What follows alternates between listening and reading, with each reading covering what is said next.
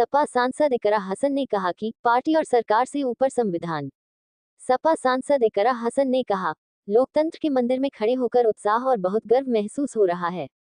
साथ ही इस बात को लेकर हिचकिचाहट भी है कि हम अपने लोगों का प्रतिनिधित्व अच्छे से कर पाएं। हम चाहते हैं कि सरकार चाहे जो भी हो वह संविधान के अनुरूप कार्य करे। संविधान से ही हमें हर अधिकार मिलते हैं, चाहे सरकार या पार्टी कोई भी हो, लेकिन संविधान सबसे ऊपर है। दिल्ली से EN दिल्ली की एक्सक्लूसिव रिपोर्ट।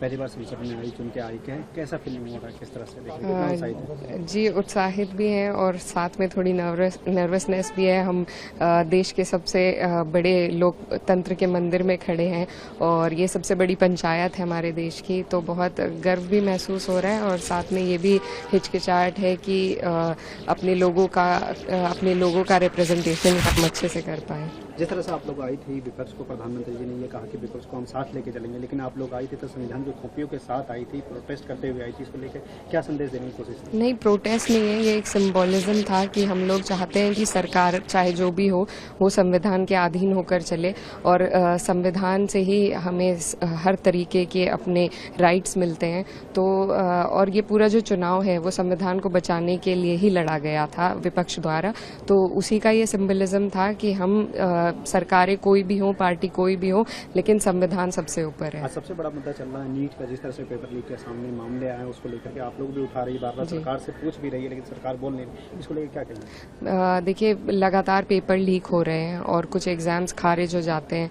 तो ये जो हमारे युवा हैं देश के, जो इस देश की नींव हैं, उनके साथ बहुत बड़ा धोखा इस सरकार द्वारा चलता आ रहा है पिछले 5-10 सालों से।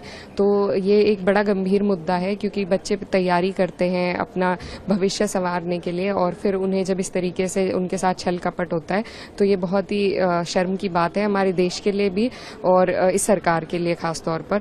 तो उसी के लिए हम लोग सब आवाज उठा रहे हैं और प्रयास यही रहेगा कि इसमें जल्द से जल्द कोई ऐसा कानून बने कि इस तरह की समस्या बार बार ना आए।